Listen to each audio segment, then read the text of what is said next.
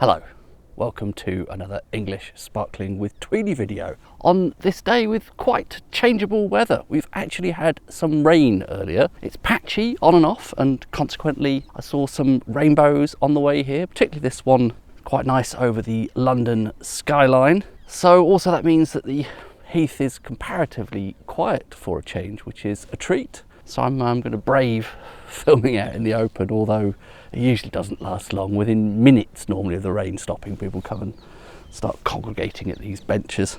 This is another one of the wines that I bought at Waitrose, or technically it's the John Lewis food hall in the centre of London, Oxford Street. And it was part of that deal of buy 6 bottles, get 25% off.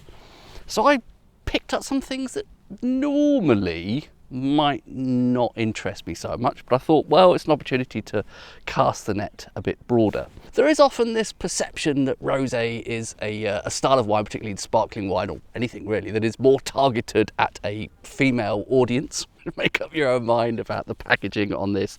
It is very, very pink. I have had Nyetimber Rose before, it's quite a while ago. I don't actually recall the last time. I remember a long time ago it seemed to end up a little bit on the sweet side. Oh, a bit lively. Perhaps that was just the way I opened it.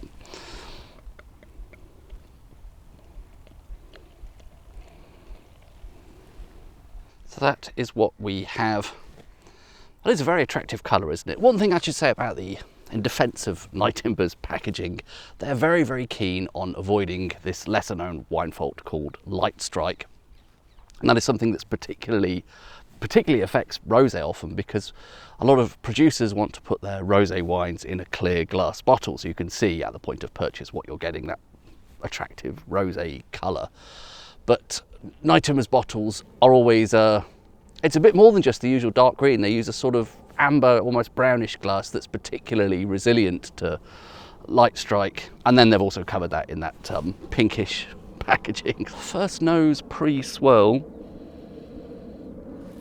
I'm getting a little bit of berry fruit, and actually surprisingly a little bit of red apple there, but both a tiny bit on the faint side. I think that probably does need a bit of agitation.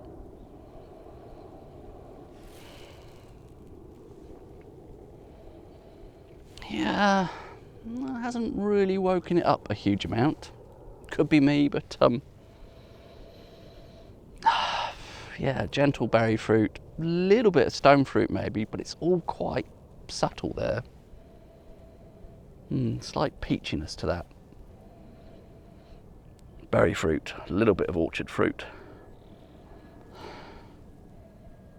Okay.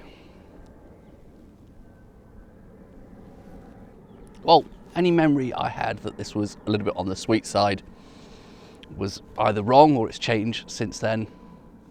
I think the balance on that is lovely. Actually quite a bit of zing on that first sip there. And Nyetimber are quite keen on malolactic fermentation, so they tend to take out the malic acid, replace it with lactic acid. Get a kind of creamier, less harshly acidic style of wine. The balance, the sweet and sour balance there, lovely. Really like the texture. A little bit of minerality seeping in there. Not a huge abundance of fruit on the palate either, surprisingly. First sip there.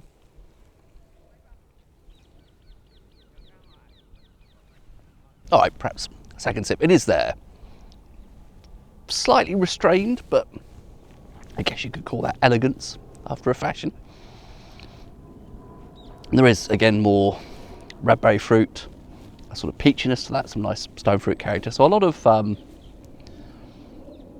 Pinot character. Right? This does actually have one of those codes on the back. If I can be bothered, I'll look that up afterwards and put the grape breakdown. I'm assuming this is Pinot dominant, but there can sometimes be a bit of Chardonnay in a rosé. There's no reason why there can't be. Yeah, a bit more fruit now. It's just gradually coming into its own. It seems to be taking a while. Almost a tiny hint of orange peel there. Sometimes Meunier can deliver a little bit of that. I don't know if there's any Meunier in this. It's all quite subtle. That's not necessarily a bad thing. It's not a massive, big fruit bomb. It's quite an elegant, quite restrained, not austere, but it's quite a subtle fruit profile there. But again, not necessarily a bad thing.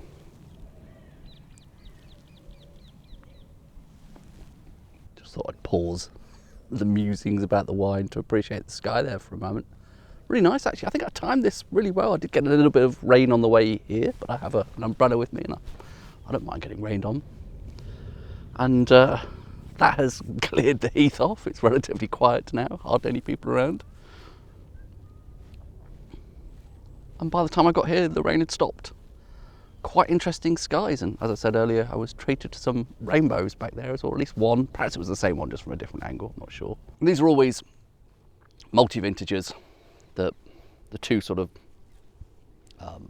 flagship wines, I don't know what you call them, the two sort of standard offerings, the white classic cuvee and the rosé from Nyetimber, are multi-vintage wines now, and I believe the majority of this comes from 2022. Let me check my notes again.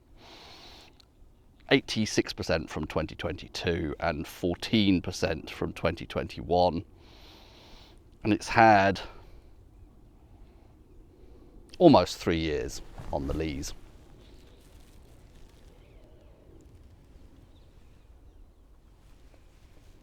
One thing to note about this is that it was in the fridge at the John Lewis Food Hall.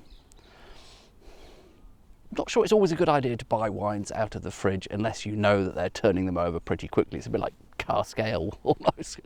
I don't think it's good for a traditional method sparkling wine to spend a very long time in the fridge. But for the rosé, I think they only sell it in the fridge section. I haven't seen that on the regular shelves, so I don't know if it's somehow could that end up in the fruit being ever so slightly muted, or perhaps it's just meant to be like this. Maybe it's just me having an off day with my nose. The thing about this is bad. I would have expected a little bit more on the nose. You can definitely detect something, and a little bit more on the palate. Just all a little bit toned down. What I can detect both places is nice.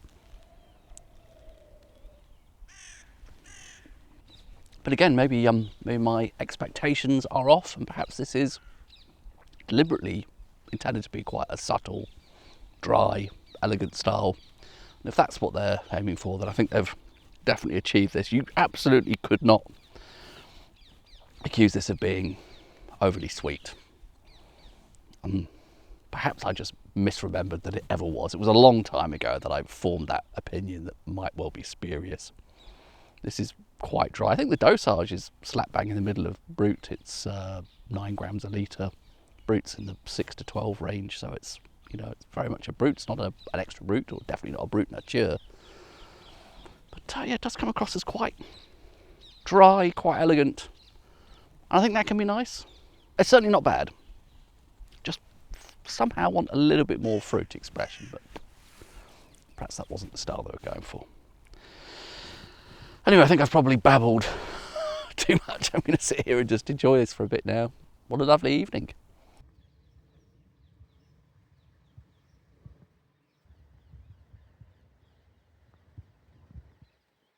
Surprisingly nice sky actually over there, so I've set up a time lapse on the GoPro.